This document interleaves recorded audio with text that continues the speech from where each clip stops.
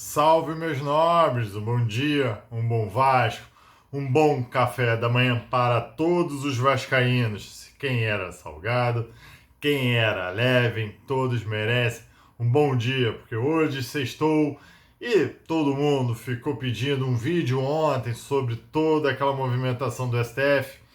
Quem viu nos grupos de Zap, quem me chamou diretamente no Zap, eu desculpe quem eu não pude responder no Telegram, no Facebook, que realmente o tempo não deu. Eu sempre deixava bem claro, eu pensava no negócio, mas eu sempre falei, espera vir o teor, inteiro teor da decisão para termos a posição correta. E assim veio no final da noite, e aqui eu estou fazendo um vídeo para vocês. Mas vocês já podem reparar, meus amigos, que eu estou fazendo o vídeo novamente aqui no estilo selfie do celular para ter exatamente essa conversa com vocês, sem a edição da vinheta, sem a edição de cortes de áudio, de conversa, de mais do que falar. Eu já fiz aqui o meu roteiro mental, porque talvez hoje este vídeo seja realmente o derradeiro de todo este imbróglio jurídico envolvendo as eleições do Vasco da Gama. Eu falo talvez porque a gente sabe.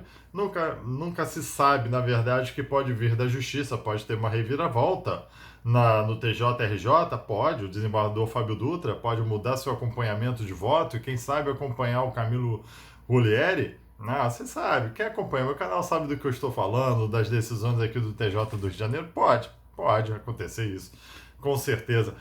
É difícil acontecer? Muito difícil, que imagineu.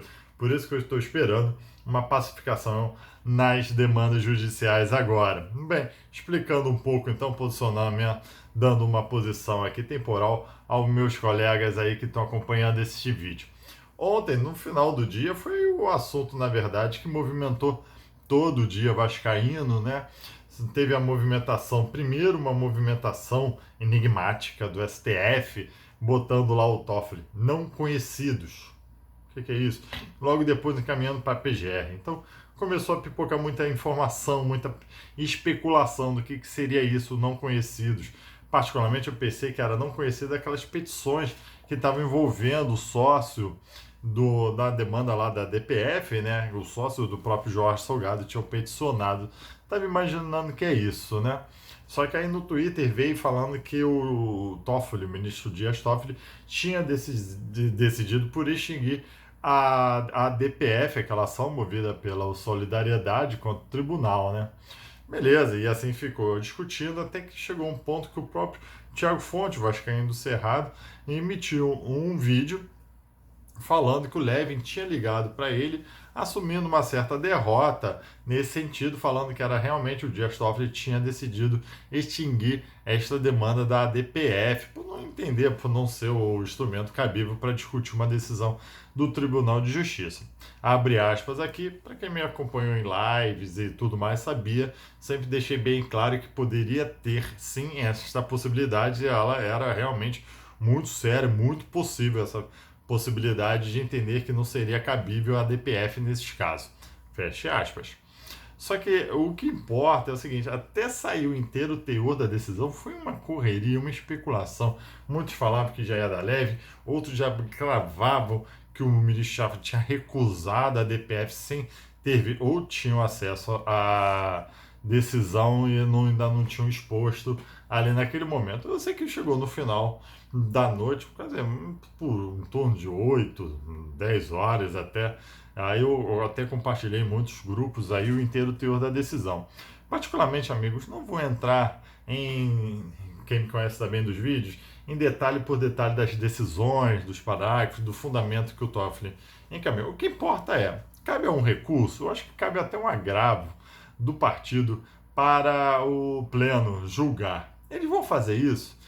Muito me estranhou ontem a reunião do Paulinho da Força, do presidente do partido, com o Toffoli, né? Foi ontem, não, foi na quarta-feira à noite, né?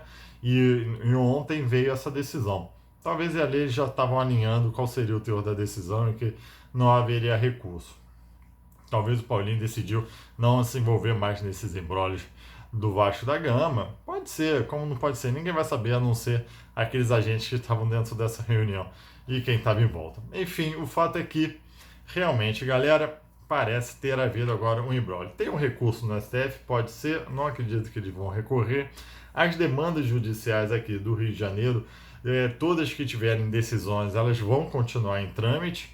Se tiver alguma decisão contrária às eleições do dia 14, ou seja, vai ter o recurso, vai cair na mão do desembargador Custódio, o desembargador Fábio Dutra, então eles devem manter a validade da Assembleia. Por isso que eu estou achando que do Rio de Janeiro não deva sair nada, então a gente deve entrar numa pacificação aí, sim, das demandas judiciais. Lembrando que o juiz Paulo Roberto, se não me engano, que é o da 8ª Vara Civil, que vai julgar todas em primeira instância, que vai sentenciar todos esses processos, é possível que ele dê uma sentença favorável à votação presencial, porque ele já deixou claro esta opinião. Só que até sair essa sentença, já vai estar por meio do mandato do Jorge Salgado.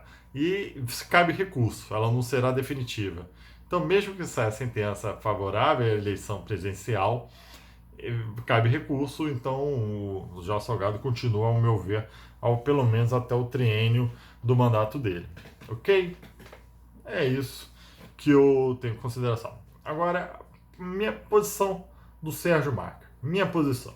Jamais vou aceitar, não aceito aquela decisão proferida do STJ às 8 horas da noite, 7 horas da noite, cancelando a eleição presidencial, sob a pecha de pandemia. Não aceito, isso não aceito, eu não engulo, para mim não é o fundamento. Não concordo, é lógico, como eu sempre falo, eu cumpro decisão judicial, mas eu não concordo com esse teor. Tanto não concordo que este senhor ministro Humberto Martins senta no processo e só entrega o processo depois das eleições do dia 14. E esse assim, essa eleição do dia 14 só tem fato por este absurdo jurídico, vamos falar assim. Uma decisão ao qual totalmente competente o ministro, tanto que o ministro Vilas Boas Cueva, quando recebe, o ministro Ricardo Vilas recebe, ele prontamente revoga a decisão. Então a eleição do dia 14 só acontece porque está baseada numa decisão revogada imediatamente, assim que ela foi corretamente processada, uma semana depois ficou parado, beleza? Ainda tem questões realmente um pouco dessas eleições online, da lista de eleitos, que eu acho muito importante. Ela tem que ter pelo menos uma lista de todos os sócios votantes, mas o que importa hoje, o Jorge Salgado é o que comanda. Como eu falava que eu não concordava com a forma que o Alexandre Campelo tinha assumido o Vasco da Gama, eu jamais votaria no Alexandre Campelo. Eu estou falando isso desde já do Jorge Salgado. Mesmo que ele me traga, espero eu, até o título de campeão do mundo, espero, sou vascaíno, quero comemorar, eu falo isso mesmo. Jamais votaria no Jorge Salgado e no Júlio Branco, porque a gente tem que lembrar que quem começou todo esse imbróglio das eleições, esse imbróglio jurídico, foi uma moça defendendo a chapa sempre Vasco, amarela, do Júlio Branco. Então, Júlio Branco e Jorge Salgado jamais terão meu voto, porque eu coloco neles responsável de todo esse imbróglio. Mas hoje são eles que comandam o Vasco da Gama, o Jorge Salgado, e você pode ter certeza, se tiver algo a elogiar, elogiar, até é difícil falar, hein? Até gaguejei, hein? Vou elogiarei. Se tiver algo correto, elogiarei, com certeza. Mas, acima de tudo, cobrança. E eu acho que um dos pontos positivos, se pode ter tido algum nesse imbróglio todo jurídico, é o engajamento da torcida. Você pode ter certeza que tanto Jorge Salgado quanto Leve, quem assumisse, quem agora assumiu, vai ter uma galera da torcida vascaína cobrando cada ponto da sua palavra, cada ponto de entrevista, cada ponto de declaração, cada salário atrasado, cada contrato mal redigido, cada empréstimo para agente de futebol. Vamos cair em cima, que eu acho que esse é o engajamento da torcida. E isso é melhor para o Vasco da Gama. Não importa quem estava lá dentro, quem está lá assumindo. Se fosse Leve, também seria a mesma coisa. Isso vai evoluir e a responsabilidade maior de quem comanda a nossa instituição Vasco da Gama, a qual a gente ama demais, um amor infinito.